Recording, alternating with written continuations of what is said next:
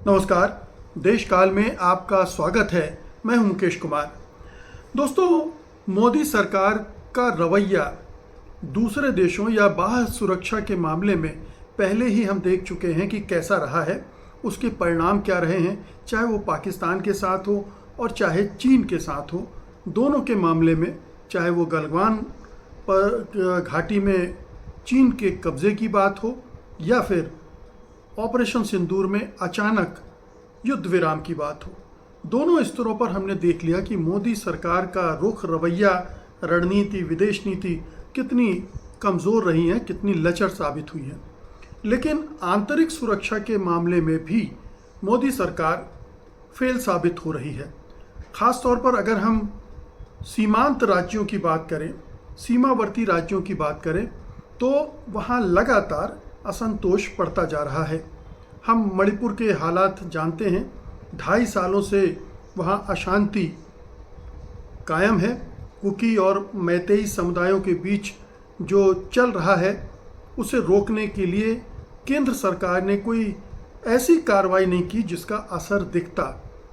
प्रधानमंत्री मोदी तो अभी तक वहाँ गए नहीं। 13 सितंबर को जाने की उनकी योजना है, उसकी तैयारियां भी हो रही हैं।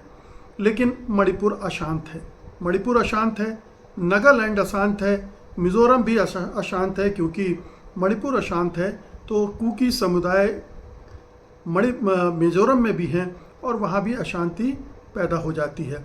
तो एक तो पूर्वोत्तर का मामला है। दूसरा, इधर पश्चिम में आइए तो पंजाब के अंदर लगातार असंतोष बढ़ता जा रहा है मोदी सरकार के सौतेले व्यवहार को लेकर। ताज़ा मामला वहाँ आई बाढ़ को लेकर है। जिस तरह से बड़े पैमाने पर बाढ़ आई है, लाखों लोग बेघर बार हो गए हैं, उनके जो सामान हैं, असबाब हैं, वो बह गए हैं, जन हानि भी हुई है और धन हानि भी हुई है। लेकिन केंद्र सरकार का रवैया अभी तक ऐसा लगता है कि बहुत ज़्यादा उदार नहीं है, संवेदनशील नहीं है। और ऐसी मुसीबत की घड़ी में केंद्र सरकार का जो रुख होना चाहिए मदद का, वो भी नज़र नहीं आ रहा है। ये पंजाब के लोग लगातार शिकायत कर रहे हैं कि प्रधानमंत्री ने इतने बड़े पैमाने पर आई बाढ़ के बाद पंजाब के लिए पंजाब का एक दौरा करने की ज़रूरत भी नहीं समझी। उन्होंने शोर मचने पर शिवराज सिंह चौहान को ज़रूर वहाँ भेज दिया, लेकिन खुद नहीं गए और ना ही पंजाब की मदद करने के लिए कोई ठोस अनाउंसमेंट किए। आप जानते ही हैं कि पंजाब बॉर्डर स्टेट है। पंजाब में इन्फिल्ट्रेशन भी होता है पाकिस्तान की तरफ से, वहाँ से ड्रग्स भी आती हैं, वहाँ से हथियार भी आते हैं। ये एक पूरा बैकग्राउंड है पंजाब के अशांत होने के। एक पहलू है। लेकिन जो दूसरे पहलू हैं वो हाल के वर्षों में हम लगातार देखते रहे हैं कि किस तरह से मोदी सरकार, उनके मंत्री और उनकी पार्टी यानी बीजेपी पंजाब के सिखों को ख़ास तौर पर बदनाम करने की कोशिश करते रहे हैं। उन्हें खालिस्तानी, देशद्रोही कहकर पुकारते रहे हैं। और किसान आंदोलन के दौरान तो जिस तरह का व्यवहार केंद्र की सरकार और हरियाणा की सरकार ने किया, वो सबके सामने खुली किताब है। सब जानते हैं कि किस तरह से उस आंदोलन को कुचलने के लिए, किसानों के हौसले तोड़ने के लिए क्या क्या नहीं किया गया। और फिर किसानों के साथ वादा खिलाफी भी केंद्र सरकार ने कर डाली। जो बातचीत तय हुई थी उस बातचीत पर वो टिकी नहीं, उसके बाद कोई वार्ता नहीं हुई, कोई समाधान नहीं निकाला गया। पूरी तरह से उपेक्षापूर्ण व्यवहार केंद्र सरकार का इस मामले में देखा जा सकता है। पंजाब में चूंकि बीजेपी की अपनी पकड़ नहीं है, बीजेपी को लगता नहीं है कि वहाँ सत्ता में आ सकती है, क्योंकि जो सिख आबादी है वो कभी बीजेपी को पसंद नहीं करती। और सिख आबादी में एक तरह से दिल्ली का विरोध हमेशा से रहा है। चाहे कोई भी पार्टी हो, बीजेपी हो, कांग्रेस हो, पंजाब की जो अकाली पार्टी है या सिखों की पार्टियां हैं, वे केंद्र को शत्रु के रूप में ही देखती रही हैं। और ऐसे मौके पर जब केंद्र सरकार सौतेला व्यवहार करने लगती है तो ऐसे तत्वों को, जो अलगाववादी भी जिनमें शामिल हैं, उनको बहुत मदद मिलती है अपने अलगाववादी आंदोलन को आगे बढ़ाने के लिए, लोगों के अंदर गुस्से को बढ़ाने के लिए, संतोष पैदा करने के लिए कि देखिए ये सरकार जो हिंदुओं की सरकार है वो सिखों के खिलाफ किस तरह से व्यवहार कर रही है। और ये बाढ़ के मौके पर जिस तरह से मोदी सरकार और प्रधानमंत्री मोदी खुद ने व्यवहार किया है, उसकी वजह से ये स्थिति और विकट होती जा रही है।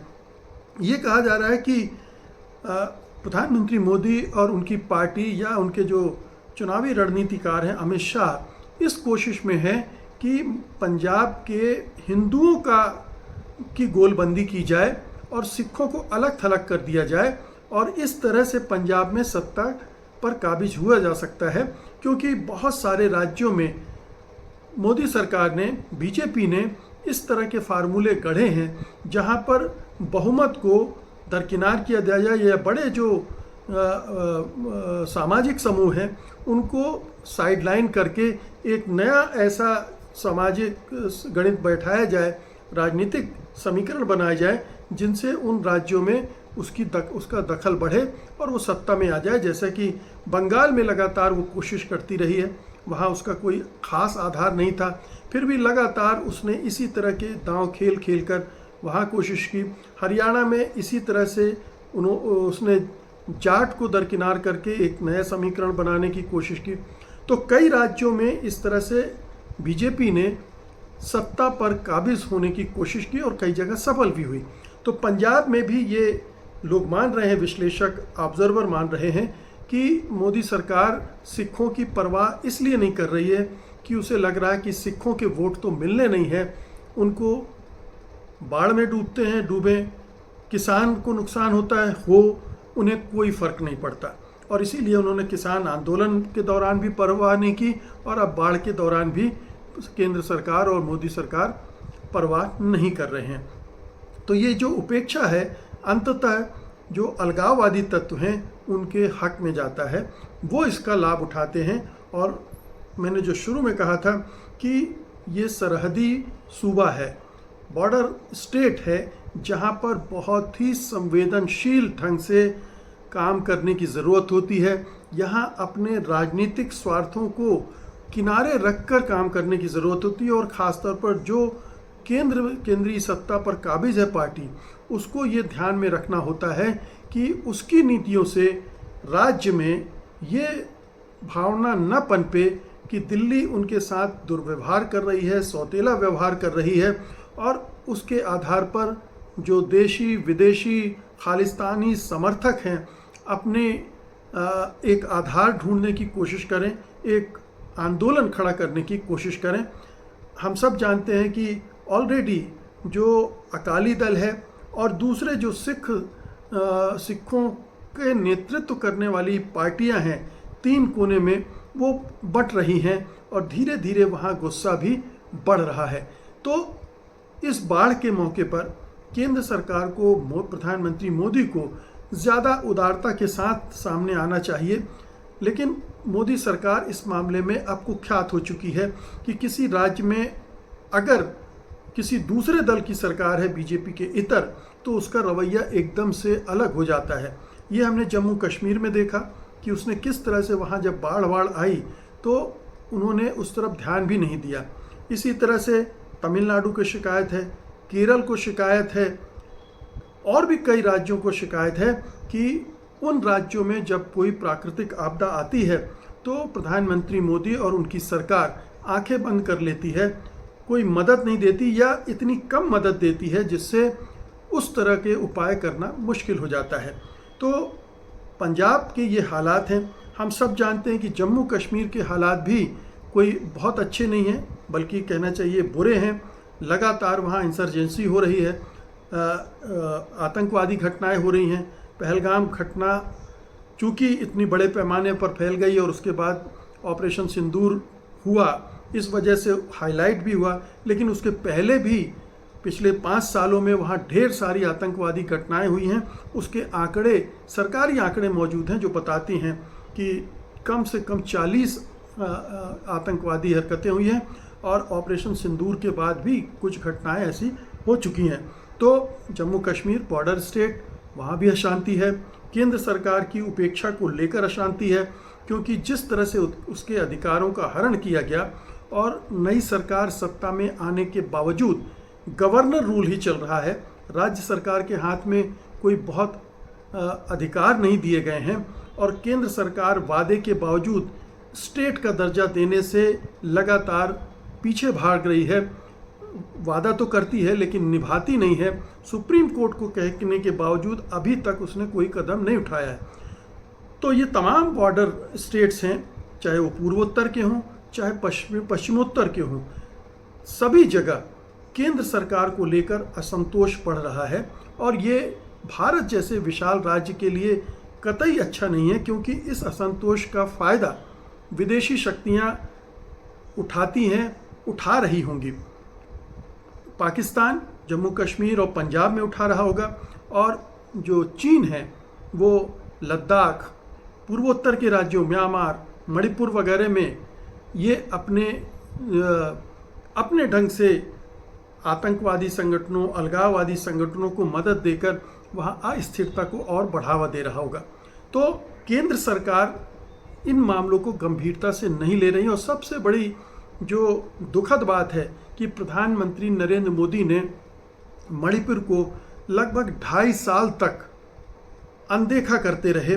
उसके लिए ना तो उन्होंने कोई एक बार संसद में बयान जरूर दिया, इसके अलावा वो खामोश रहे, उन्होंने राज्य का दौरा नहीं किया और अब जब इस स्थिति में पहुंच गई है कि वहाँ की जनता को लग गया है कि प्रधानमंत्री मोदी और उनकी सरकार दोनों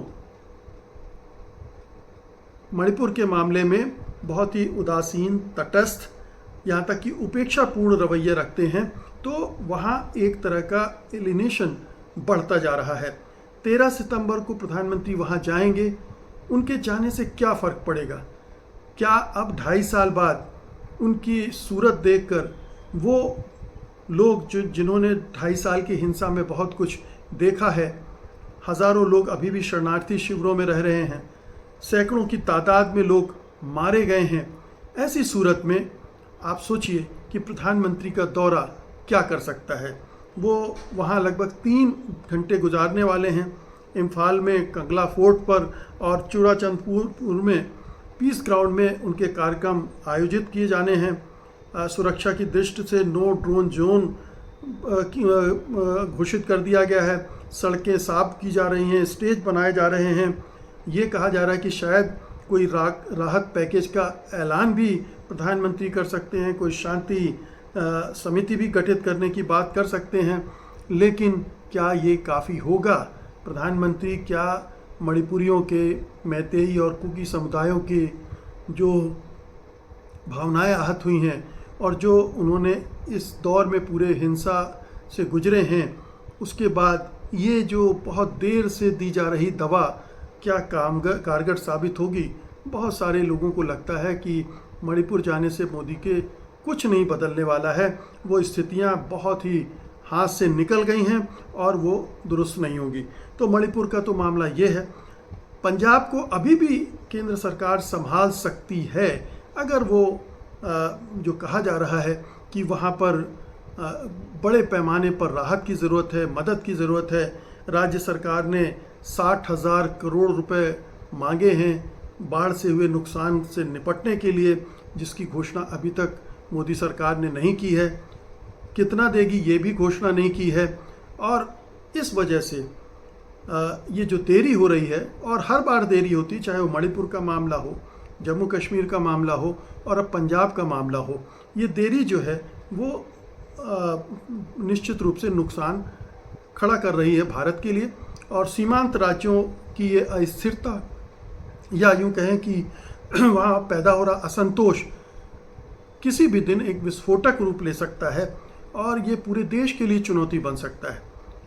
फिर से आतंकवाद की ज़मीन हरहरा सकती है, लहलहा सकती है और तब विदेशी शक्तियों की मदद से वो अलगाववादी तत्व एक्टिव हो सकते हैं, चैलेंज कर सकते हैं। बेशक हमारी सुरक्षा सेना काफ़ी मजबूत है, हमारे पास तंत्र बहुत अच्छा है, हम दोबारा उससे जूझने में सक्षम हो सकते हैं, लेकिन हम सब जानते हैं कि अलगाववाद से को ख़त्म करने के दौर में देश और प्रदेश कितनी पीड़ाओं से गुजरता है, कितनी हिंसा से गुजरता है, कितनी अस्थिरता से, अराजकता से गुजरता है। तो केंद्र सरकार में वो गंभीरता नहीं दिखी अभी तक, केंद्र सरकार में वो समझदारी, वो दूरदृष्टि नहीं दिखी है। मोदी सरकार अभी भी बहुत ही एक जो हिंदू सोच के तहत उसकी नीतियां बनती हैं उसी से देख रही है। जैसा मैंने बताया कि पंजाब में वो हिंदू वोट बैंक को देख रही है। मणिपुर में भी ये जो टकराव हुआ नगा कुकी, माफ़ कीजिएगा, मैतेई और कुकी का, वो उसके पीछे भी केंद्र सरकार की हिंदुत्ववादी राजनीति थी। वो मैतेई हिंदुओं को समर्थन और संरक्षण दे रही थी। राज्य सरकार पर तो खुल्लम खुल्ला आरोप लग चुका है, सुप्रीम कोर्ट तक कह चुका है कि ये वहाँ पर बहुत ही बुरी तरह से उसको हैंडल किया गया है। और सुप्रीम कोर्ट ने कानून व्यवस्था का पूर्ण पतन कहा है सुप्रीम कोर्ट ने, और हिंसा को राज्य प्रायोजित बताया गया है क्योंकि पुलिस ने पूरे मामले में पूर्वाग्रह दिखाया है। तो ये तमाम पहलू हैं जिस पर गंभीरता से सोचा जाना चाहिए कि ये सरकार अपनी हिंदुत्ववादी नीतियों की वजह से तमाम जो सीमांत राज्य हैं उनको कैसे अस्थिर कर रही है, और ये भारत की आंतरिक ही नहीं बाह्य सुरक्षा के लिए भी बहुत बड़ी चुनौती खड़ी कर सकता है। बहुत बहुत शुक्रिया आपका, धन्यवाद, नमस्कार।